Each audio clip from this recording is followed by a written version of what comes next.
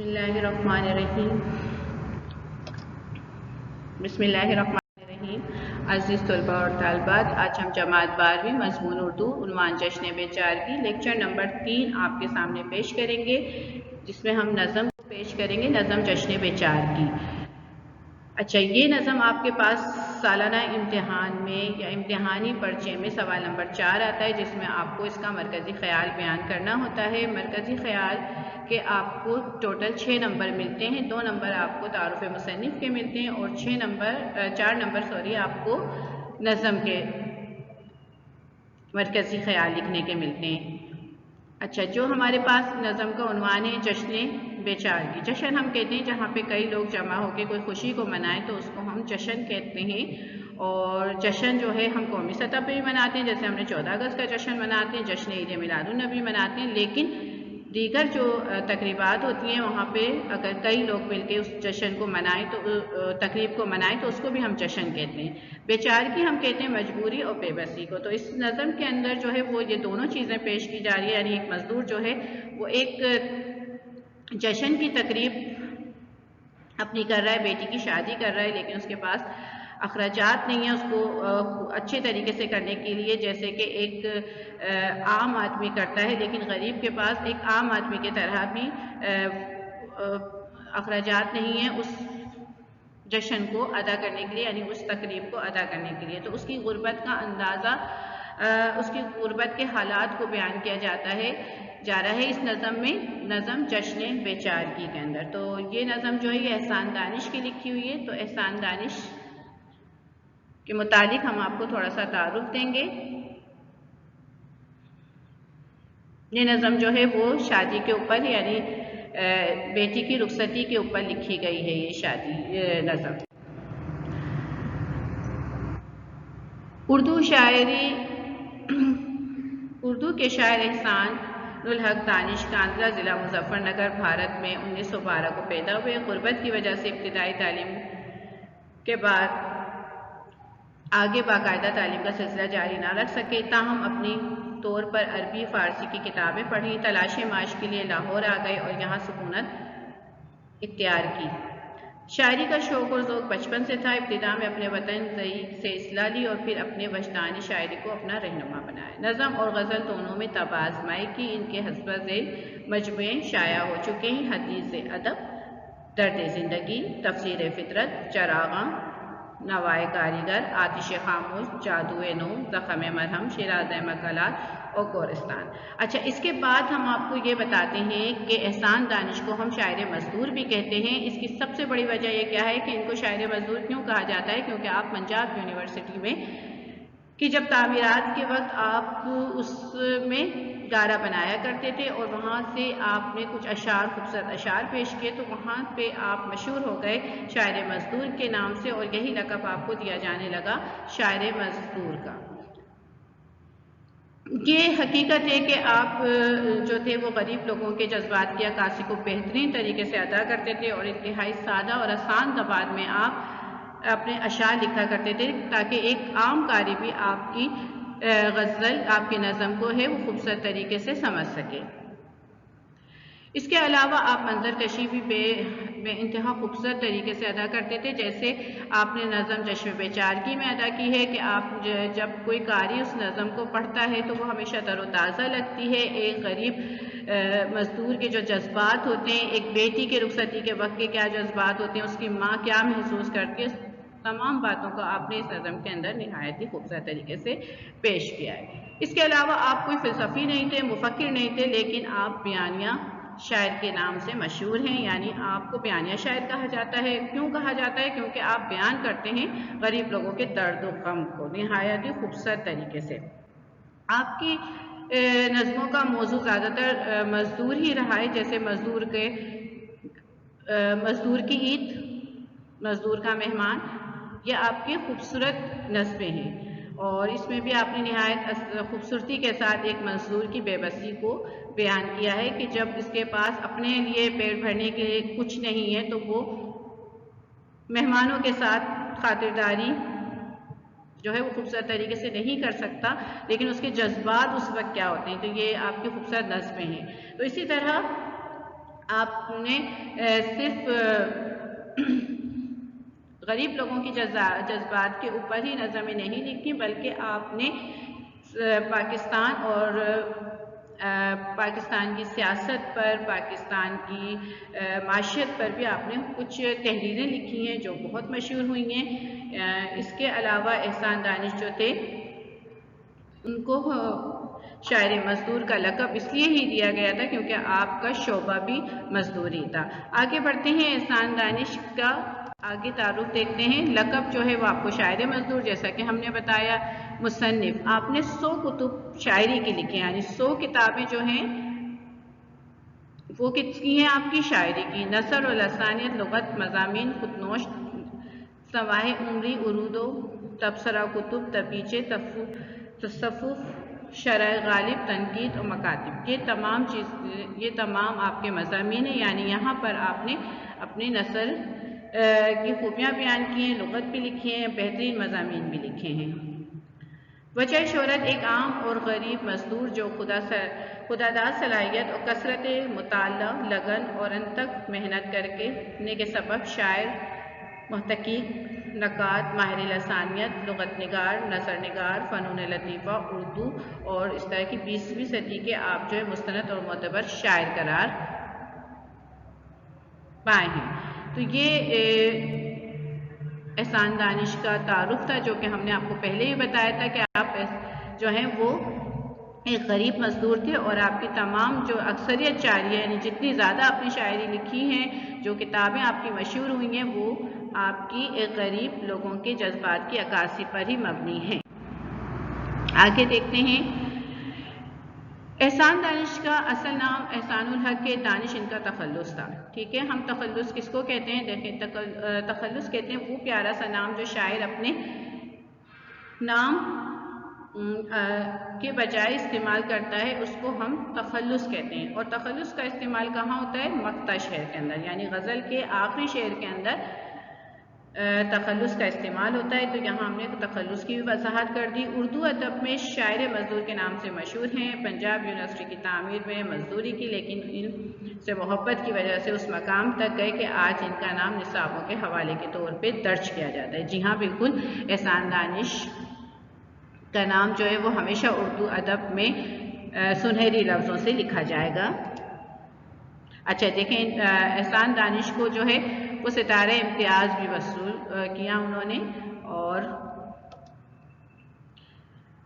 लोग यूँ देख के हंस देते हैं तो मुझे भूल गया हो जैसे, ये एहसान दानिश के खूबसूरत अशार है। इसके बाद हम आगे बढ़ते हैं, मुश्किल अल्फाज देख लेते हैं हम नज़म के,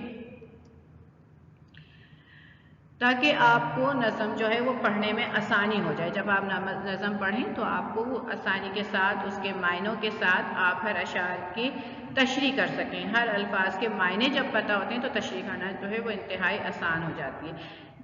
दाग बेल, दिल के घाव, यानी दिल के घाव क्या? दिल के ज़ख्म, दिल में कोई तकलीफ़, यानी इस तरह की तकलीफ़ जो लोगों के हालात की वजह से पहुँची हो, उसको हम कहते हैं दाग बेल या दिल के घाव या दिल की तकलीफ़ या दर्द दिल भी कहा जाता है। जुल्मत खामोश, रात का सन्नाटा, रात की तारीफ़ी, रात के गेसू, रात का अंधेरा कहा जाता है। यानी रात का जो अंधेरा छा जाता है, जब सूरज गुरूब हो जाता है तो हर तरफ अंधेरा होता है, तो उसको हमने कहा है रात का अंधेरा, और रात के गेसू भी कहा जाता है। दुख्तर बेटी को कहते हैं, अंधो गम को कहते हैं, रुखसार गाल को कहा जाता है। ठीक है, इसके ऊपर तो कई अशार भी शायर जो है वो अपनी अशार में रुखसार का लफ्ज़ इस्तेमाल करते हैं। नफीरी, बांसुरी एक किस्म का बाजा है। ठीक है, बांसुरी को कहते हैं जो शादी ब्याह के मौके पर बजाई जाती है, जो अब तो इस वक्त नहीं दिखती, लेकिन अगर आप पुरानी तस्वीरें देखेंगे तो उसमें बैंड बाजे में पहले बांसुरी वाले लोग ही आगे दस्ते में शामिल होते हैं। सियापोश अंधेरी को कहते हैं। शहजादा खावर, मशरिक का सूरज। अच्छा, ये तशबीह दी है उन्होंने शहजादा खावर के सूरज को। शानो कंधों, कहते हैं ना शाने पर बिठाए हुए हैं, तो वो कंधों पर, कंधे के लिए इस्तेमाल होता है। नौशादुला को कहते हैं बशाशत, तरोताज़गी और मुसर्रत को कहा जाता है। यानी अगर चेहरे पे ताजगी, खुश्क खूबसूरत चेहरा लग रहा है, हशाश बशाश लग रहा है, सेहतमंद चेहरा, तो हम कहते हैं उसके चेहरे पे बशाशत है या ताजगी है, मुसर्रत है। शिकंजो गिरफ्तार को कहते हैं। कब्जा करने को भी कहते हैं, जकड़ जाने को भी कहते हैं। शिकंजो का लफ्ज जो है वो गिरफ्त के लिए भी इस्तेमाल होता है और गिरफ्त इसके मायने हैं। जकड़े हुए को भी कहते हैं, जकड़ जाना भी हम शिकंजों के मायने में इस्तेमाल करते हैं। ताशा कहते हैं ढोल को, ये भी एक बाजा होता है ढोल, तो हम सबने देखा भी है। बेहमेरी, बेतवज्जी, जो कोई शख्स किसी के ऊपर तवज्जो नहीं देता तो हम उसको बेहमेरी का लफ्ज़ भी इस्तेमाल करते हैं उसके लिए। सदा कहते हैं आवाज़ को, पानो कहते हैं पाँव को, ये पुराना लफ्ज़ है पानो, और पाँव जो है वो आजकल के लफ्ज़ में हमने उसको पाँव कर दिया, पाँव बोला जाता है, लेकिन जो हम नज़मों में या पुरानी किताबों में अगर आप पढ़ेंगे तो पानों का ही लफ्ज़ इस्तेमाल होता है। खाके अफलास, गुर्बत का नशा। खाके अफलास, गुर्बत का नशा, यानी गुर्बत में रहने वाले लोग। गुर्बत क्या होती है कि आपके पास पैसा नहीं है, आपके पास अच्छे कपड़े नहीं हैं, आपको कहीं भी पैसा खर्च करने की ज़रूरत नहीं है, तो आप खर्च करना चाहते हैं लेकिन आपके पास पैसे नहीं है, तो उसको हम गुर्बत कहते हैं। ठीक है, अच्छा आगे बढ़ते हैं। फिर मुश्किल अल्फाज देखते हैं। नूरे नज़र। नूरे नज़र अक्सर माएँ अपने बेटों के लिए काहे कहती हैं जब बहुत खूबसूरत लगता है। नूर वैसे रोशनी को कहा जाता है, तो मुराद नूरे नज़र जो वो बेटे को कहा जाता है कि माँ को देख के जो है वो बेटे की नज़र में नूर पैदा हो जाता है, तो उसको नूरे नज़र का है। जाने पुत्र, बाप की जान। और अच्छा, नूरे नज़र आँखों की रोशनी को भी कहा है। ठीक है, और पेकर इफ़्फ़त, पाकीज़गी का मुजस्मा। ठीक है, पाकीज़ा औरत को पेकर इफ़्फ़त कहा जाता है। दुख्तर परवेज़, शहंशाह परवेज़ का बेटा। ठीक है, ज़नहार कहते हैं बिल्कुल नहीं, हरगिज़ नहीं, यानी वो काम नहीं करना है। जैसे हम मिसाल के तौर पे ज़नहार कर दिया गया है उसको, कि उसको हरगिज़ ये बोलने से मना कर दिया गया है, तो इस तरह से हरगिज़ के लिए इस्तेमाल होते हैं, या हरगिज़ उसके साथ ये काम नहीं होना चाहिए, या बिल्कुल उसको इस काम की इजाज़त नहीं है, तो इसलिए हम ज़नहार का लफ्ज़ इस्तेमाल करते हैं। अदराक हम सोच फिक्र को कहते हैं, समझ को कहते हैं। वरासत, विरासत को कहते हैं। तरका, विरसा, जो जायदाद जो है अपनी औलाद में जब तकसीम की जाती है तो उसको वरासत का नाम भी देते हैं, कि वरासत में आपको अपने वालिदैन से क्या मिला है, यानी वालिदैन की जायदाद में से औलाद को क्या मिलता है, उसको हम वरासत कहते हैं। दूसरे दर्जे का खुदा शोहर को कहा जाता है, खाविन को कहा जाता है। तो ये भी कहा जाता है कि अगर खुदा अपने बाद किसी को सजदे का हुक्म देता है बीवी के लिए, औरत के लिए, तो वो उसका शोहर होता है, तो इसलिए उसको दूसरे दर्जे का खुदा यहाँ पर इस्तेमाल हुआ है लफ्ज़ शायरी के अंदर। सहना, बर्दाश्त करना। जी हाँ, ये बहुत मुश्किल काम होता है बर्दाश्त करना, और यहाँ पर सहना का लफ्ज़ होता है कि वो बर्दाश्त करना। खस्ता, पुराना, बोसीदा, गली हुई चीज़ को भी कहते हैं, जो कि भुरभुरा सी जाती है, उसको भी हम खस्ता कहते हैं। तो ये खस्ता का लफ्ज़ इस्तेमाल करते हैं हम किसी खाने पीने की चीज़ों में जो कि पकड़ने से झड़ने लगती है, तो उसको भी हम खस्ता कहते हैं। लेकिन खस्ता के जो इस नज़म में मायने इस्तेमाल किए हैं वो पुराना और बोसीदा के तौर पर आए। मुश्किल अल्फाज मज़ीद देखते हैं। दालान, एक लंबा सहन कमरा। सहन होता है लंबा सा, अक्सर घरों में आपने देखा होगा। दालान होता है कि दालान में बैठे हुए थे, दालान में पौधे लगाए हुए, तो उसको एक लंबे कमरे को भी कहा जाता है। अर्कनाक, भीगी हुई कहते हैं। अर्कनाक आँखें होती हैं, अर्कनाक भीगी हुई आँखों के लिए इस्तेमाल हुआ है। टीका, माथे का एक जेवर है जो अक्सर दुल्हनें जो हैं वो अपने माथे के ऊपर सजाती हैं, उसको हम टीका कहते हैं। थरना, कपकपाने को कहते हैं, यानी जब कपकपाहट होती है तो जो चीज़ हिलती है, आपके होंठ हिलने हैं, आपके हाथ हिलने हैं, तो उसको कपकपाहट कहते हैं। लगते जिगर, दिल का टुकड़ा। अक्सर ये लफ्ज़ तो हम सुनते ही रहते हैं, क्योंकि अक्सर वालिदैन अपने औलाद के लिए तो लफ्ज़ ज़रूर इस्तेमाल करते हैं, लख्त जिगर, यानी मेरा प्यारा, मेरे दिल का टुकड़ा, मेरे जिगर का टुकड़ा। तक़द्दुस ज़िया, पाकबाज़ी की रोशनी, यानी पाकीज़ा लोगों की रोशनी या पाकीज़ा होना। पाकीज़ा किसको कहते हैं? जो किसी बुरे काम में मुब्तला ना हो, ना और सुन्नतों पे अमल करने वाले और नेक लोगों के लिए पाकबाज़ का लफ्ज़ इस्तेमाल किया जाता है। फ़ानूस हया, बाहया को कहते हैं। बाहया को हम क्या कहते हैं?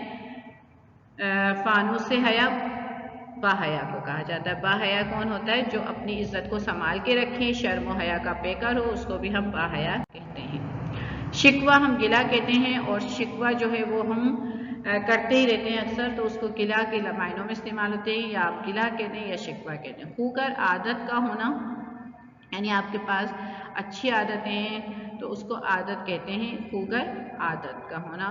पास लिहाज और ख्याल, लाज, शर्म और इज्जत को कहा जाता है। तो लाज का लफ्ज़ आता है, लोग अक्सर बड़े बुजुर्ग कहते हैं कि जैसे मेरी लाज अब तुम्हारे हाथ में है, तो इसका लाज का मतलब है कि अब मेरी इज्जत जो है वो तुम्हारे हाथ में। आगे हम देखते हैं नज़म जश्न बेचार की, यानी एक मजदूर की बेटी की शादी, तो उसकी हम कुछ बुलंद ख़ानी करते हैं आपके सामने, ताकि आप इस नज़म को पढ़ें। है दाग़े दिल एक शाम सियापोश का मंजर, था ज़ुल्मते खामोश में शहज़ादा खावर, आलम में मचलने को थे रात के केसू, अनवार के शानों पे थे अनवार के केसू, ये वक्त और एक दुख्तरे मजदूर की रुखसत, वल्लाह क़यामत थी क़यामत थी क़यामत। नौशा के जो सर पे था बांधे हुए सेहरा, भरपूर जवानी में था उतरा हुआ चेहरा, अंधो टपकता था बशाश की नज़र से, मुरझाए रुखसार थे फाकों के असर थे, कुर्ता भी पुराना सा था पगड़ी भी पुरानी, मजबूर थी किस्मत के शिकंजों में जवानी। अच्छा, इधर हम आपको बताते चले इन 6 अशार की थोड़ी सी हम वजाहत करते हैं कि एक जो मजदूर है वो रात के अंधेरे में अपनी बेटी को रुखसत कर रहा है, जब सूरज गुरूब हो चुका है, और एक मजदूर जो है वो अपनी बेटी की शादी की रुखसती की तकरीब कर रहा है। वो ये शाम, ये रात उसके लिए इंतहाई भारी गुजर रही है, क्योंकि आज उसकी बेटी, उसकी जो लगते जिगर है वो उससे दूर हो जाएगी। बेटी की बारात आ चुकी है, लेकिन कोई साथ नहीं है और सूनी सूनी बारात हो रही है। नौशा जो सर पे सेहरा बांधे हुए है, वो सेहरा बांधे हुए है, नौशा के सर पे था बांधे हुए सेहरा, यानी एक जो दूल्हा जो आया था वो भी मजदूर था, और वो जो सेहरा बांध के आया था, लेकिन भरपूर जवानी में उतरा हुआ चेहरा। अब वो इस शेर में कहते हैं कि जो दूल्हा था वो भी मजदूर था, वो भी गुर्बत और अफराज का मारा हुआ था, उसके चेहरे पे भी बशाशत नहीं थी, कमज़ोर था वो बेचारा। जैसे कि एक दूल्हा जब सेहरा बांधता है और इतनी बड़ी उसकी ज़िंदगी की खुशी मिलती है, तो उसके चेहरे पे बशाशत होनी चाहिए, लेकिन दूल्हा जो था वो गुर्बत का मारा था, उसकी भी ज़िंदगी के अरमान पूरे नहीं थे, इसलिए उसका भी चेहरा जो था इस जवानी के आलम में उतरा हुआ था, वो भी गुर्बत देख चुका था। अंधो टपकता था बशाशत की नज़र से, बुरझाए से रुखसार थे फाकों के असर से। वो बताते हैं कि गम और गुर्बत जो थी वो उसके चेहरे से साफ नज़र आ रही थी, बशाशत कुछ भी नहीं थी, तरोताज़गी नहीं थी, उसके जो गाल थे वो भी मुरझाए हुए से महसूस हो रहे थे, जैसे तरोताज़ा नहीं हो, मुरझा रहे थे, क्योंकि वो भी फाके कर चुका था, वो भी एक मजदूर था, वो भी मजदूर का बेटा था, तो उसने भी फाके काटे हैं, इसलिए उसके रुखसार पर कोई चमक नहीं है, कोई ताजगी नहीं है, वो बेचारा भी गम का मारा नजर आता है। कुर्ता भी पुराना, पगड़ी भी पुरानी। जो दूल्हा है जब वो मजदूर है, उसके यहाँ भी गुर्बत है, तो वो भी पुराना कुर्ता और पुरानी पगड़ी पहने हुए है, पुरानी पगड़ी पहनकर आया है। मजबूर थी किस्मत के शिकंजों में जवानी। वो बताते हैं कि वो भी मजबूर हो गया था अपनी गुर्बत की वजह से, यानी उसके पास भी कोई पैसे मालो दौलत नहीं थी, बल्कि वो भी एक गरीब मजदूर था और उस मजबूरी के आलम में वो शादी कर रहा था। तो वो बताते हैं कि वो भी ना नया कुर्ता पहना हुआ है और ना ही पगड़ी है। तो यहाँ पे जो है दूल्हा के ऊपर थोड़ा सा उन्होंने अशार कहे, अपने दूल्हा की जो है हालत को बयान किया गया है कि दूल्हा भी जो मजदूर था तो उसके ऊपर भी उस मजदूरी का, उस गुर्बत का क्या आलम नज़र आ रहा था। तो मुकम्मल तौर पे उन्होंने अक्कासी किसकी करते हैं, मजदूरों के जज्बात की या गरीब लोगों के जज्बात की, कि इस वक्त मजदूर के पास भी कपड़े नहीं हैं, नए कपड़े नहीं हैं और चेहरे पर उसकी कुछ तरोताज़गी नहीं है, क्योंकि वो भी फाकों का आदी है। आगे देखते हैं।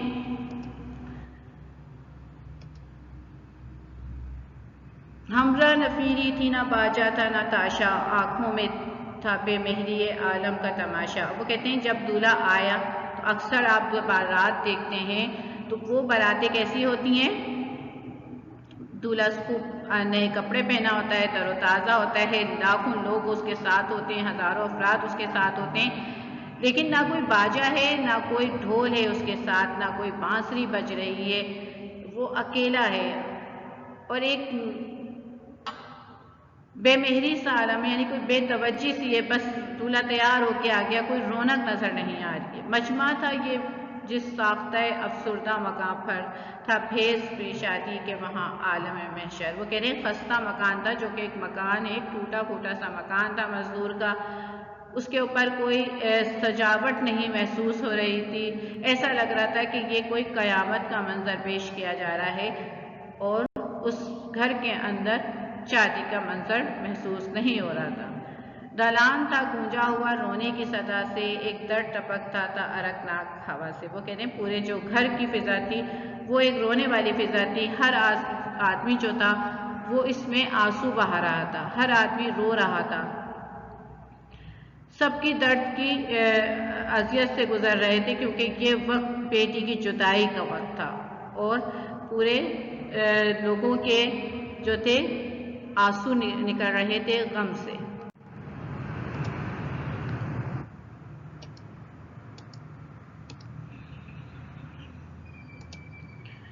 अम्मा थी बेटी की जुदाई से ये हालत, चीखों में ढले जाते थे जज्बात मोहब्बत। था बाप का ये हाल के अंधों का मारा, उठता था दीवार का लेता था सहारा। लड़की का ये आलम था कि अपने को समेटे, गुड़िया सी बनी बेटी थी चादर को समेटे।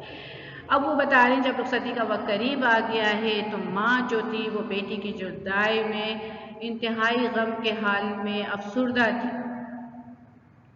और चीखें मार मार के रो रही थी कि मेरी बेटी आज मुझसे दूर हो जाएगी। वो अपने जज्बात पे काबू नहीं कर पा रही थी, लेकिन जो उसका रोना था अपनी बेटी के लिए, वो उसकी मोहब्बत भरे जज्बात थे जो वो अपनी बेटी के लिए पेश कर रही थी। बाप का भी यही आलम था, वो भी गम के आलम में था, गम को बयान कर रहा था। वो भी दीवार का सहारा लेके रोने लगता है कि मेरी बेटी जो है वो आज मुझसे रुखसत हो जाएगी। लड़की का आलम था कि अपने आप को समेटे। लड़की जो थी माँ बाप और घर वालों की तमाम बातों को देख के अफसुर्दा, खामोश, चादर को लपेट के बैठी हो गई। बैठी हुई थी, शायर कहते हैं कि ऐसा महसूस हो रहा था जैसे कोई गुड़िया बैठी हुई है। तो उन्होंने यहाँ पर लड़की को किससे, गुड़िया से तशबीह दी।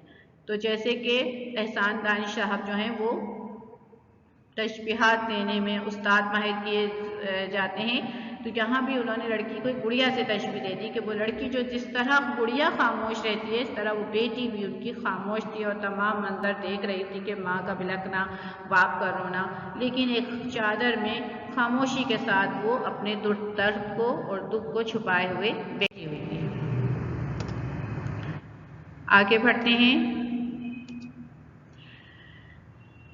थी पाँव में पायजेब न पेशानी पे टीका, इस खाके अफलस का हर रंग है फीका। आखिर न रहा बाप को जज्बात पे काबू, थर्राने लगे होठ, टपकने लगे आंसू। कहने लगा नौशा से ए जाने पुत्र सुन, ए वजाए सुकून लगते जिगर नूर इस नज़र सुन। अगरचा मेरी नज़र से बेतारीख है खुदाई, हाजिर है मेरी उम्र की मासूम कमाई। इस अशार में जो शायर हैं वो बड़ी खूबसूरती के साथ बता रहे हैं कि मेरी बेटी के पाँव में ना पायजेब थी, ना पेशानी पे टीका था। जैसे कि आम दुल्हनों के चेहरे के ऊपर टीका, माथे पर टीका सजाया जाता है, उनके पाँव में पायजेब पहनाए जाते हैं, लेकिन मेरी बेटी के पाँव में ना पायजेब थे, ना टीका था, पेशानी पे टीका था, क्योंकि एक गुर्बत, एक अफलास का रंग जो था वो उसके ऊपर आम नज़र आ रहा था। इसलिए मेरी बेटी जो थी वो, उसके चेहरे का रंग फीका नज़र आ रहा था और वो एक फीकी दुल्हन लग रही थी। अच्छा, दुल्हन जो है, जब कोई टीका लगाता है तो दुल्हन को हम उसी में शुमार करते हैं कि इसकी शादी हो रही है, या टीका जो लगाया हुआ है वो दुल्हन की पहचान होती है। लेकिन यहाँ पे शायर ने उसी पहचान को बताते हुए बताया कि हर रंग था फीका। तो यानी वो जो चेहरे से दुल्हन नहीं लग रही थी वो एक आम लड़की लग रही थी, इसलिए उन्होंने इसको फीके का लफ्ज़ इस्तेमाल किया है। आखिर ना रहा बाप के जज्बात पे काबू, थर्राने लगे होठ, टपकने लगे आंसू। जब बाप ने बेटी का ये चेहरा देखा कि ना तो मेरी बेटी के माथे पर टीका है, ना पाँव में पाजेब है, ना जेवरात हैं जैसे कि आम लड़कियों के दिए जाते हैं शादी के वक्त, तो मैंने तो अपनी बेटी को कुछ नहीं दिया। और इस जज्बात को बयान करने के लिए उनके आंसू निकल आए और होंठ कपकपाने लगे, और फिर उनके आंसू जारी हो गए, और फिर कहने लगे, किससे? नौशा से। कहने लगा नौशा से, ए जाने पुतर सुन, ए वजह सुकून लगते जिगर नूर नज़र सुन। लेकिन दामाद को भी जब वो पुकार रहे हैं, शायद तो बड़ी इज्जत के साथ पुकार रहे हैं, बड़ी तारीफ करके पुकार रहे हैं कि मेरे दिल के सुकून, मेरे दिल के टुकड़े, मेरे आँखों के नूर सुनो, गर्चा मेरी नज़रों से है तारीफ़ खुदाई, हाजिर है मेरी उम्र की मासूम कमाई। वो कहते हैं कि जो बच्ची मैं तुम्हारे हवाले करने जा रहा हूँ वो मेरी ज़िंदगी भर की कमाई है, क्योंकि मैंने अपनी बेटी को बड़े प्यार और लाड और प्यार से पाला है। मैंने सिर्फ वो तमाम चीज़ें दी हैं जो एक गरीब शख्स अपनी बेटी को देता है। तो ये मेरी मुकम्मल मेरी वो कमाई है मेरी बेटी, जिसको मैं आज तुम्हारे हवाले करने जा रहा हूँ। इस सांवले चेहरे में तकद्दुस की ग़िज़ा है, ये पे करे इफ़्फ़त है, फ़ानूस से हया है। वो कहते हैं कि अगर मेरी बेटी का रंग सांवला है, लेकिन ये मत समझना कि इसके पास इफ़्फ़त नहीं है। इसका जो नूर है, जो इसके ऊपर जो चमकता हुआ तुम्हें दिखेगा, वो पाकीज़गी दिखेगी। पाकीज़गी का नूर मेरी बेटी के चेहरे पे आया हो रहा है। भले उसका रंगत अगर सांवली है, उससे कोई फ़र्क नहीं पड़ता, लेकिन उसे मैंने बहुत बड़ी चीज़ दे दी है जिसका नूर उसके चेहरे पे तुम देख सकते हो, वो है इफ़्फ़त और पाकीज़गी की। इसके लिए चक्की भी नई चीज़ नहीं है, बेटी मेरी दुख्तर परवेज़ नहीं है। वो शेर में कहते हैं कि मैंने अपनी बेटी को जो है वो चक्की पीसना सिखाई है। वो शादी से पहले भी चक्की पीसती थी और तुम्हारे घर भी चक्की पीसेगी। वो एक मजदूर की बेटी है, उसने कोई ऐश और इशरत नहीं उठाए, वो कोई दुख्तर परवेज़ नहीं है, वो शहंशाह परवेज़ की बेटी नहीं है कि जो कि घर के काम ना कर सके। ये एक मजदूर की बेटी है। अगर ये मेरे घर चक्की पीसती है तो ये तुम्हारे घर भी चक्की पीसेगी। गुर्बत में पैदा हुई है, गुर्बत में पली है, खुददारी और तहजीब के सांचे में ढली है। वो कहते हैं ये बच्ची जो मेरी है गुर्बत में पैदा हुई है, गुर्बत में हमने इसको पला और पाला है, लेकिन हमने इसको खुददारी के जेवर से नवाजा है, हमने इसको तहजीब सिखाई है, हमने इसको बोलने चालने का सलीका सिखाया है, हमने इसको बड़ों के साथ अदब से पेश आने का सलीका सिखाया है। इसको हमने तमाम उस सांचे में डाल दिया है जो कि एक खूबसूरत और घरेलू लड़कियां होती हैं, या जिसको हम कहते हैं सलीकेशार लड़की बना दिया गया है हमने। यानी शायर कहते हैं मैंने अपनी बेटी को एक सलीकेशार बना दिया है कि वो खुददार है, तहजीब याफ्ता है, और जिस सांचे में तुम ढालोगे ये उसमें ढल जाएगी। अगर तुम इसको जिस तरह रखना चाहोगे वो रहेगी तुम्हारे साथ, क्योंकि वो किसी बादशाह की बेटी नहीं है। ज़नहार ये जेवर की तमन्ना ना करेगी, ऐसा ना करेगी, कभी ऐसा ना करेगी। अब वो कहते हैं कि जो जेवर की तमन्ना जो है वो मेरी बेटी तुम कभी नहीं करेगी, ऐसा वो कर ही नहीं सकती, क्योंकि ना उसने जेवर देखे हैं और ना उसने जेवरों का उसके कभी शौक हुआ है, इसलिए वो तुमसे कभी जेवरों की तमन्ना नहीं करेगी। शिकवा इसे तकदीर का करना नहीं आता, अदराक की सरहद से गुजरना नहीं आता। अब वो इस शेर में कह रहे हैं कि मेरी बेटी जो है वो अपनी तकदीर का शिकवा भी नहीं करेगी, उसने इन तमाम चीज़ों पे गौर व फिक्र भी नहीं किया है, लेकिन वो तुमसे कभी अपनी तकदीर की मजबूरी बयान नहीं करेगी। जो किस्मत में उसके लिखा है उसको वो खुशी खुशी और सब्र के साथ गुजारेगी। है सबर की खूगर इसे फाकों की है आदत, माँ बाप से पाई है विरासत में कनात। वो कहते हैं ये सबर और शुक्र में भी तुम्हारे साथ हर हाल में रहेगी। तुम इसको फाके कराओगे तो ये तुम्हारे साथ फाके भी करेगी, क्योंकि फाके करने की ये आदी है। इसने अपनी बाप के घर भी फाके काटे तो ये तुम्हारे घर भी फाके काटेगी। हमने इसको सिर्फ सबर की दौलत से नवाजा है कि हर हाल में सबर करना गुजारना है, सबर से जिंदगी गुजारना है, तो ये तुम्हारे साथ हर हाल में खुश रहेगी। इसकी भी खुशी होगी तुम्हारी जो रजा है, तुम इसके लिए दूसरे दर्जे के खुदा हो। वो कहते हैं कि वो तुम्हारी जो है हर बात मानेगी, तुम्हारी हर बात में रजा रखेगी, इसलिए कि तुम इसके दूसरे दर्जे के खुदा हो और तुम इसके लिए खुदा का दर्जा रखते हो, और ये हर तुम्हारे हुक्म की तकमील करेगी।